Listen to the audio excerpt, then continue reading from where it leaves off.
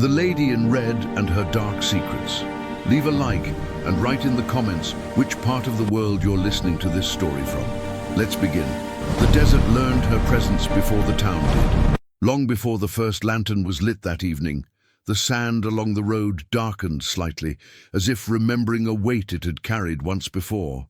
The wind slowed near the edge of town, dragging its breath low across the ground. Animals grew restless. Horses tugged at their reins without reason. Dogs refused to leave the shadows beneath porches. None of this was noticed at first. The frontier had taught its people to ignore subtle warnings. When the Lady in Red appeared at dusk, she did not arrive as travelers usually did, dusty, tired, announcing themselves with sound and movement. She emerged as though the light itself had shaped her, stepping forward from the lengthening shadows where day surrendered to night. The red of her dress did not glow. It absorbed. It drank in the fading sunlight until it seemed darker than blood, richer than rust, untouched by the grit that clung to everything else in town. She walked with a calm that unsettled those who noticed it. Not the calm of confidence, nor of ignorance, but of certainty. Her boots did not scuff the dirt. Her posture did not shift to ease a tired back. She did not look around as if searching for landmarks. She knew exactly where she was. That knowledge passed through the air like a cold current, making men pause mid-step without understanding why. The first person to truly see her was a blacksmith closing his shop for the night. He later said the strangest thing was not her appearance, but the way time seemed to stretch while she passed. The sound of his hammer echoed longer than it should have. The creak of the sign above his door lingered in the air. For a moment, the world felt suspended, held between heartbeats. When he blinked, she was already farther down the street, moving with the same unhurried grace. She did not meet anyone's gaze directly at first. Her eyes remained forward, fixed on something deeper within the town, something long buried beneath wood and dust and denial. Lamps were being lit now, their yellow glow pushing back the blue of early night. As she passed each one, the flame inside wavered, leaning toward her as if drawn by an unseen draft. More than one lantern went out entirely, plunging short stretches of the street into sudden darkness. By the time she reached the saloon, the piano had already fallen silent. Inside, men sat stiff-backed, their attention pulled unwillingly toward the windows. No one had announced her arrival. No one needed to. The sense of being watched had crept in ahead of her, settling like a hand on the back of the neck. When the saloon doors swung open from a gust of wind that carried no dust, conversations died entirely. She did not enter. She passed by, her reflection sliding across the long mirror behind the bar. Several men swore later that the reflection lingered half a second longer than it should have, turning slightly, as if aware it was being watched. One glass cracked clean down the middle, with a sharp sound that made everyone flinch. The barkeep crossed himself without realizing he'd done it. By the time someone gathered the courage to step outside, she was already at the far end of the street, the red of her dress fading into the gathering dark. No footprints marked her path. The dirt lay smooth, undisturbed, as though she had never touched it at all. That night, sleep came poorly. Men dreamed of corridors lined with doors that would not open. Women dreamed of dances where the music slowed until it became a heartbeat. Children woke crying from dreams of a woman standing just beyond their reach, her face hidden in shadow, whispering their names with sorrow rather than threat. The desert wind carried a scent none of them could place: old perfume, dried flowers, iron.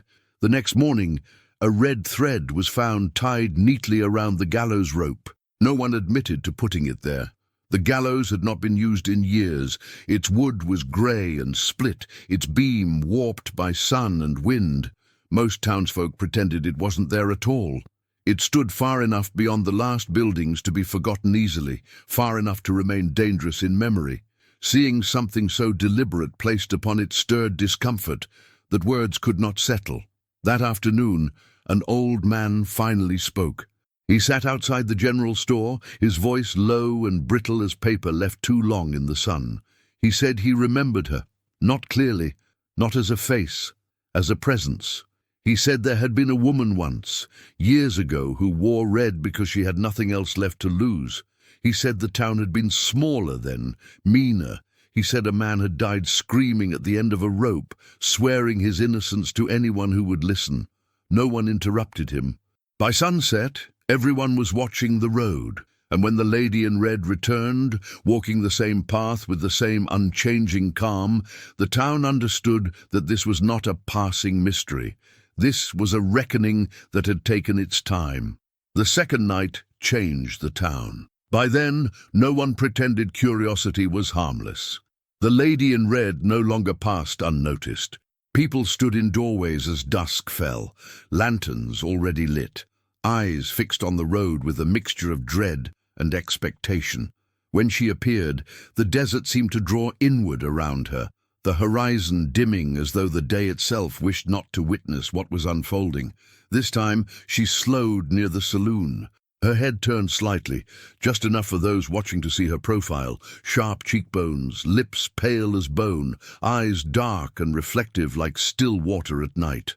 For the first time, she looked directly at someone, a gambler standing frozen in the doorway, his hand trembling near his belt.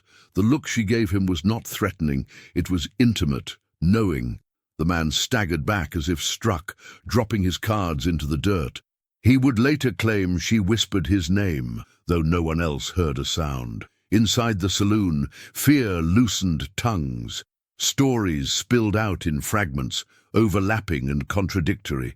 Someone remembered a fire years ago at the old ballroom, a fire that should have killed everyone inside, but somehow didn't. Someone else recalled a woman found wandering the desert days later, her red dress torn but her body untouched by sun or thirst.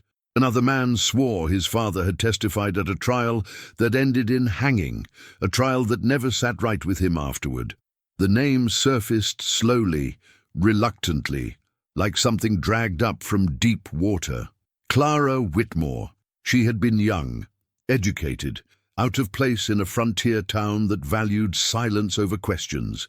She had loved a man she should not have loved, a man whose reputation shielded him from consequence. When she threatened to speak, she disappeared. When another man was accused in her place, the town accepted the lie because it was easier than truth. The gallows answered her disappearance. On the third night, the lady in red was seen standing beneath it again. The rope swayed though the air was still. Those who watched from a distance said her hands were stained darker than the rest of her dress, as if wet. A voice drifted across the field, not loud, not pleading, reciting names. Some were dead, some were very much alive. By morning, one of those living men had fled town without collecting his belongings. After that, the town began to fracture. Men who had once walked confidently now avoided mirrors. Women locked doors earlier each night. Children were kept inside after sunset. The sheriff ordered patrols, but no deputy volunteered to walk near the gallows. The land itself seemed to resist them. Horses refused to move. Lantern flames guttered and died without wind.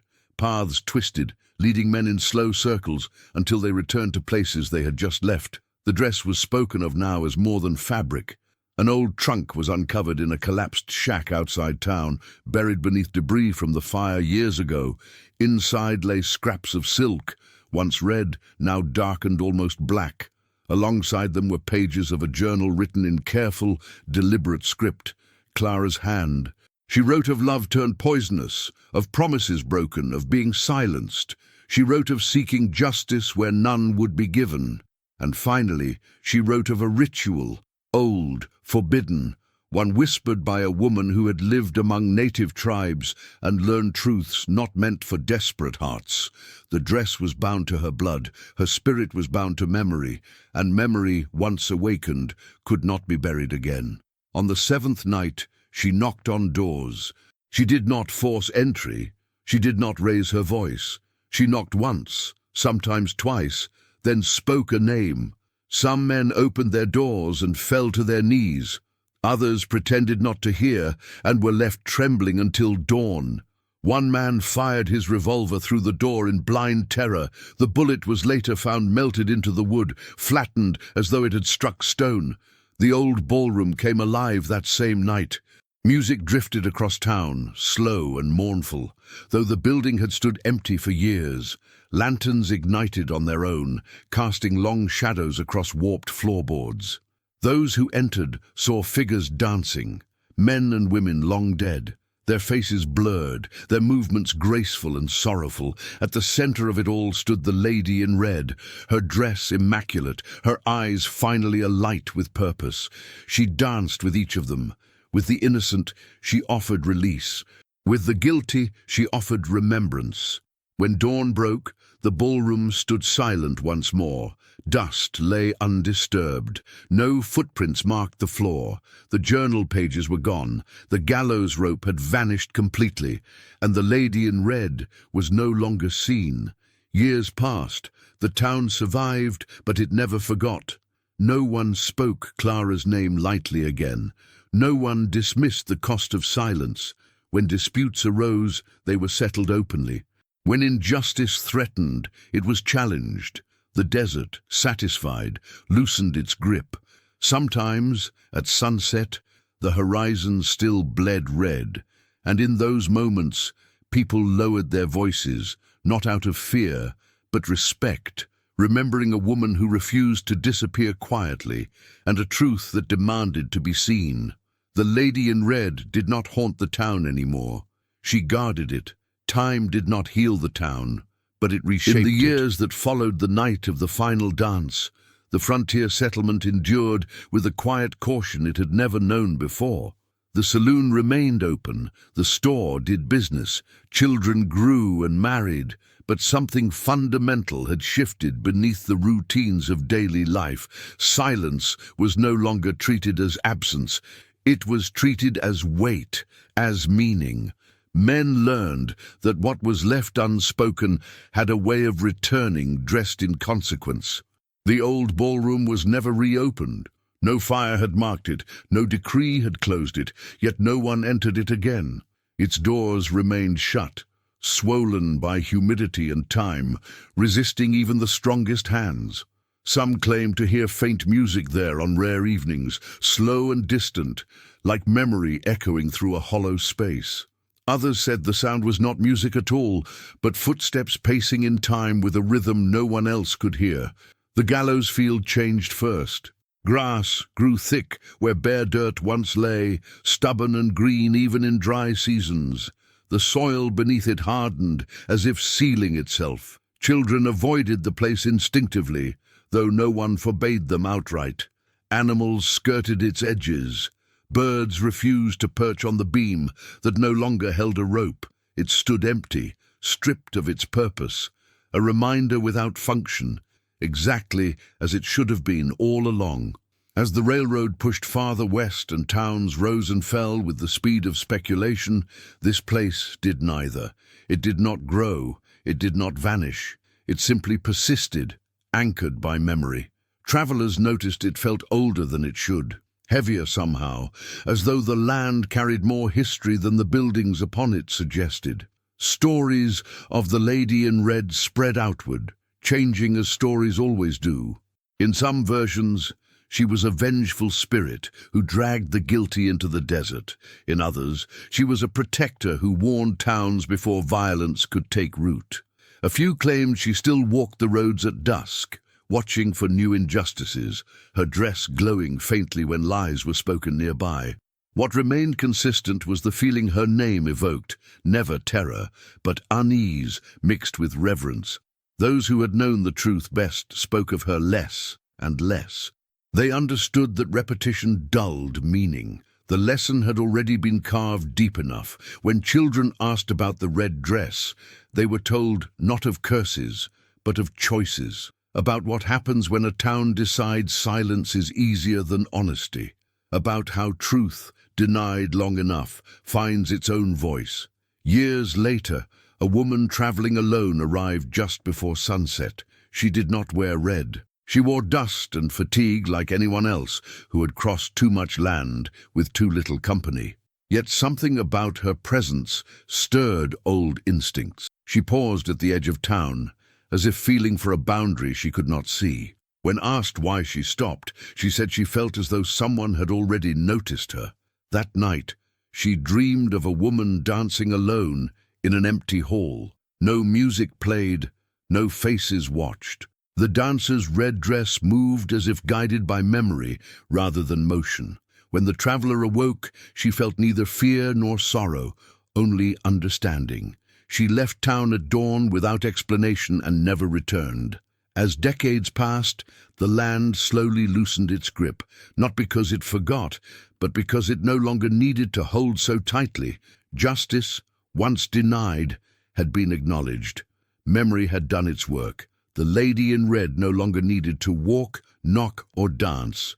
Her purpose had been fulfilled not through destruction, but through correction. Yet on certain evenings, when the sun sank low and the sky bled into deep crimson hues, people still felt it, the subtle pressure of being watched not with judgment, but with care.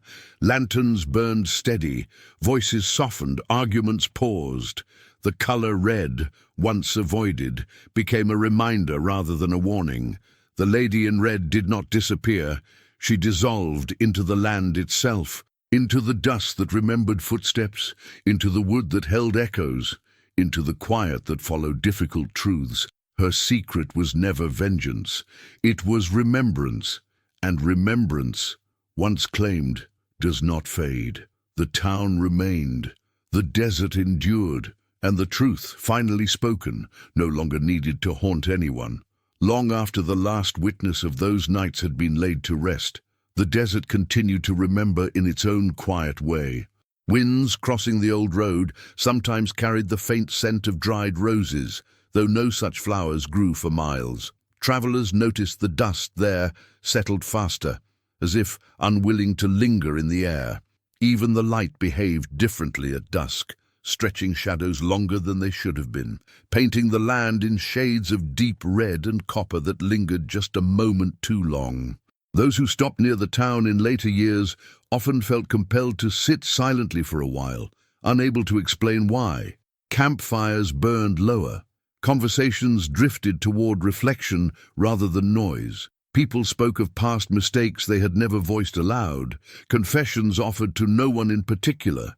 It was said the land listened better than most people ever had. The old ballroom eventually collapsed inward, its roof giving way under the weight of time.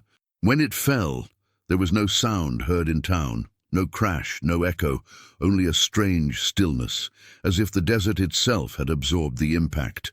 In the debris, no trace of red fabric was ever found, just smooth, clean floorboards beneath the rubble, untouched by ash or decay. Generations later, children still asked why the town never grew larger, why roads curved away instead of cutting through. The answers were always gentle. Some places, they were told, did not belong to expansion. Some truths demanded space rather than progress. The lady in red was never described as a ghost to them, but as a woman who refused to be erased, and in doing so taught a town how dangerous forgetting could be. There were still rare sightings, spoken of only in whispers, a flicker of red at the edge of vision, a reflection that lingered too long in a window at sunset, a woman-shaped shadow crossing an empty street when no one else was awake. These moments never brought fear, only a quiet reassurance that the balance held. Those who experienced such moments often changed afterward. They became slower to judge, quicker to listen. They walked away from conflicts that once would have consumed them. They spoke truths earlier, before silence could harden into harm. No one connected these changes openly to the legend, but the pattern repeated too often to be coincidence. The desert does not keep secrets forever. It keeps them until they are understood. And so the lady in red remained what she had always been, neither curse nor blessing, but consequence given form. A reminder that love, twisted by power, leaves scars deeper than any blade, that injustice ignored will eventually demand a voice. That memory, once awakened, does not require haunting to endure. The sun still sets red over that stretch of land. The wind still moves softly through empty streets, and the past, finally acknowledged, rests without rage. If someone stands there long enough at dusk, listening carefully, they may feel it, not a presence behind them, but beside them, calm, watchful, complete, because some stories do not end. They settle, and this one has settled into the land itself, where it will remain as long as there are people willing to remember why the color red once walked through the desert, and why it never needed to return again.